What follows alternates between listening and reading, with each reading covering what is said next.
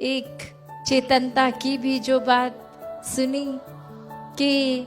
अक्सर अपने घरों से दूर से आके भी अगर सत्संग पंडाल में बैठ भी गए पर ध्यान ही इधर उधर है, वक्ता महापुरुषों की ओर है नहीं, क्या वचन संत बोल रहे हैं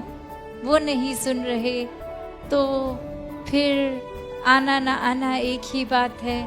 क्योंकि आके भी मौजूद नहीं हुए, ये ध्यान तो भटका रहा। तो सिर्फ ये कोई फॉर्मेलिटी रूप ना बन जाए कि समागम आए और अटेंड किया और चले गए। बात वही है कि ये मैदानों को भी महापुरुषों ने इतने महीनों से, जहाँ सभी की सुविधा के हिसाब से एक कंफर्टेबल बनाने की कोशिश,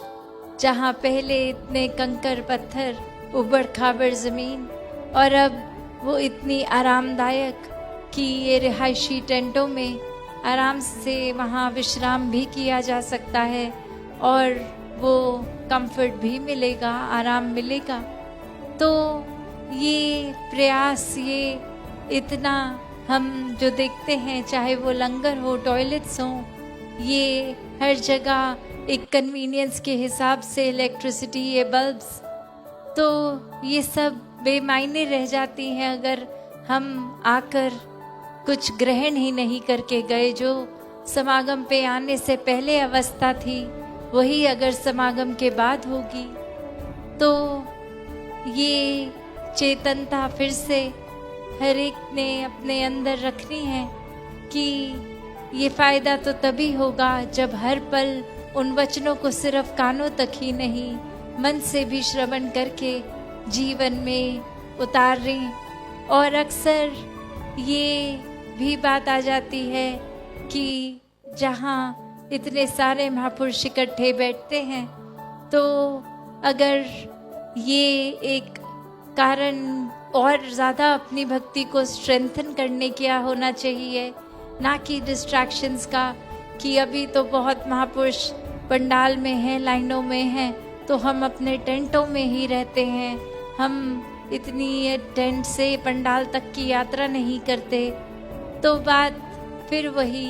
कि अगर तो कोई शरीर में पीड़ा है, कोई एक उस तरह से, उस लिहाज से, तो उसके भी इंतज़ाम किए जा सकते हैं। एक वो सुविधा रहती है संतों को पंडाल तक, उस तरह भी अगर चल फिर नहीं सकते तो पहुंचा दिया जाए। पर ये स्वस्थ होने के बावजूद भी सिर्फ आलस मात्र है कि यहाँ आवाज़ तो अब पड़ ही रही है कानों में, तो फिर संतों के बीच सत्संग पंडाल में क्यों जाया जाए।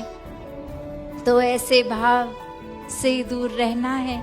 एक वाक्य ही सत्संग को सत्संग की तरह करना है।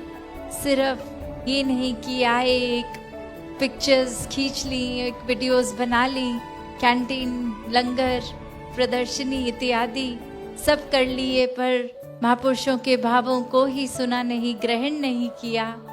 तो ये सब चीज़ें एक एक्सटेंशन है, उस तरह से एक सत्संग का एक आगे विस्तारित रूप है, पर मूल ये सत्संग ही है। ये समागम में ये भावों को